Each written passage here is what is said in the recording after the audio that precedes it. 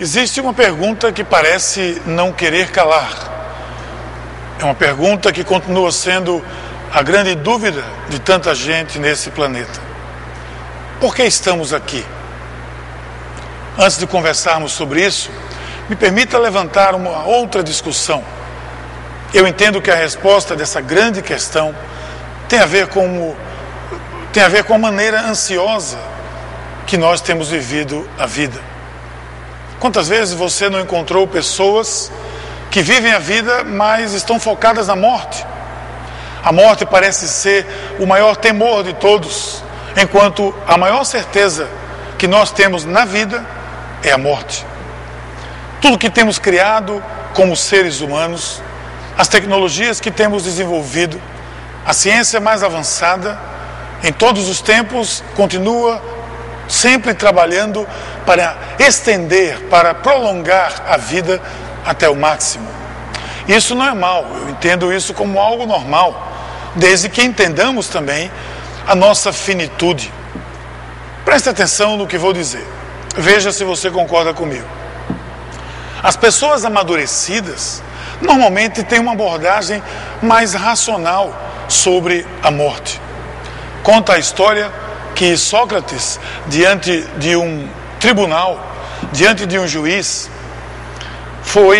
recebeu um veredicto.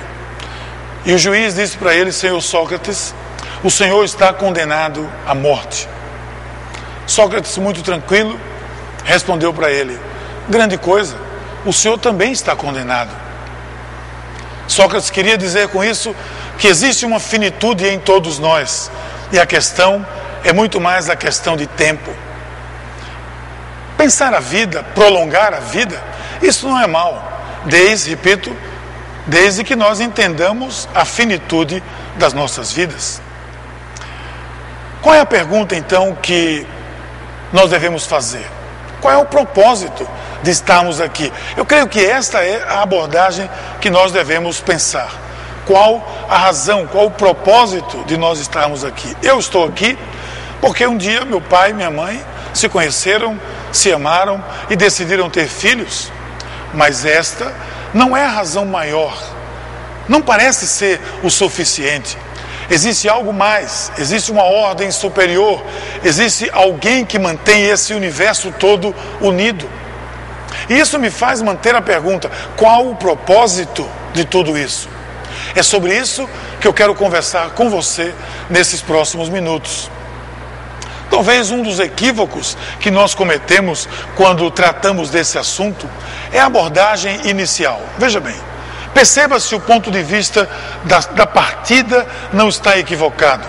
Perceba se esse ponto de início não é um ponto equivocado. A maioria das pessoas, elas se colocam como centro de tudo. Isso chama-se egocentrismo.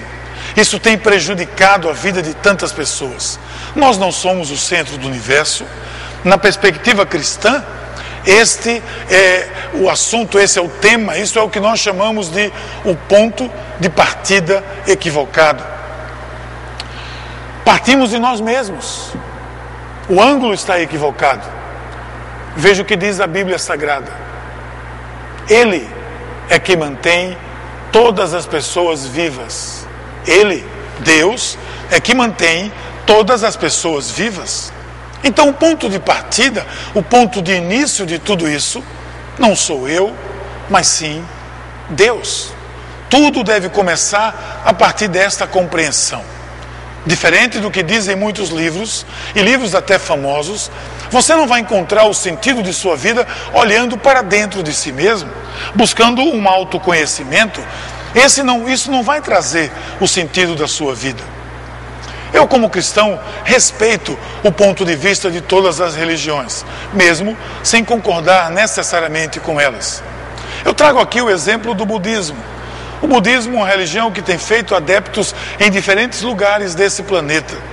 A religião budista, a filosofia budista, é uma filosofia ateia. Ela não crê em uma divindade. Ela deposita toda a esperança apenas no ser humano, no autoconhecimento.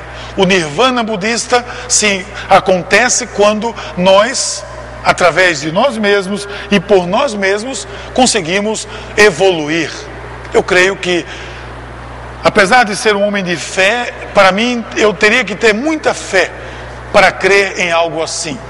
Crer que o futuro da humanidade, crer que a evolução do gênero humano estaria vinculado a uma atitude minha. A história da humanidade, meus amigos, já provou que o gênero humano está decaído e a partir dele mesmo nós não podemos esperar muito. Então, nós não conseguiríamos o sentido da vida olhando para dentro de nós mesmos. E é provável que você mesmo já tenha tentado esse tipo de coisa. Mas você, veja bem, você não criou a você mesmo. E por isso, você não vai poder explicar a você mesmo. O sentido da sua criação, o propósito de todas as coisas, está centrada na pessoa de Deus. O primeiro-ministro da Inglaterra, Winston Churchill, durante a Segunda Guerra Mundial, homem conhecido pela sua perspicácia, ele tem uma frase que é, no mínimo, intrigante. Ele disse: o ser humano tem melhor domínio de todas as coisas, sim, exceto sobre si mesmo. Eu tenho que concordar com ele. O ser humano, por si mesmo, não consegue esse autoconhecimento, esta evolução. Nós temos que focar, sim, no Criador de todas as coisas. E aí entra a figura mais importante em todo esse processo. Aí vai entrar a figura de Deus. Eu e você existimos, eu e você somente existimos porque Deus quis que assim fosse. Essa não foi uma decisão dos meus pais, por mais que eles se amassem. Essa não foi uma decisão do cosmos. Essa não foi uma decisão do acaso. Isso não aconteceu numa explosão.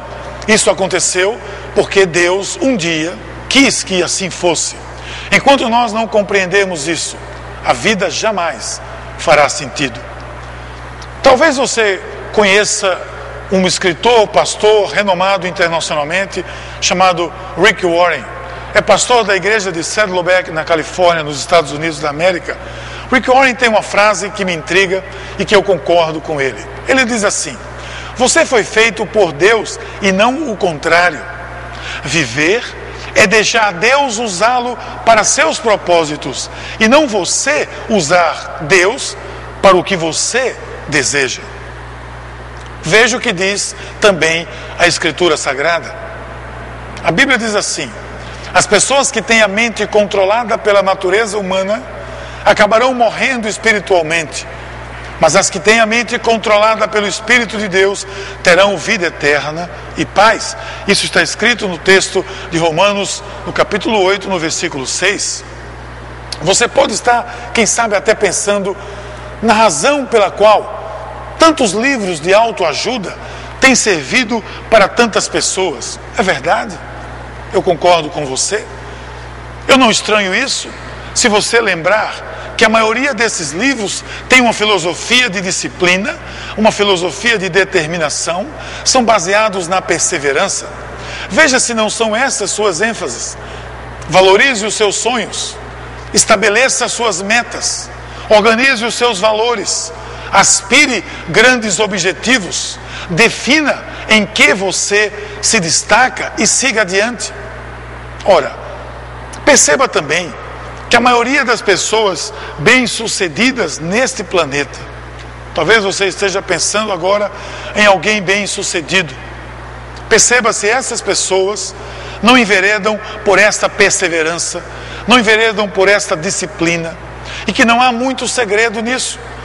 E eu digo a você, qualquer pessoa que assim fizer, qualquer pessoa que tiver uma vida disciplinada, qualquer pessoa que tiver uma vida regrada, qualquer pessoa que definir suas metas, provavelmente alcançará os seus objetivos. Mas isso ainda não é descobrir o propósito da nossa existência. Quantos homens e mulheres bem-sucedidos, homens e mulheres que alcançaram seus objetivos, alcançaram o topo nas suas funções, estão nas mais privilegiadas posições nesse mundo. continuam vivendo sem propósitos e sem saber a razão da sua existência.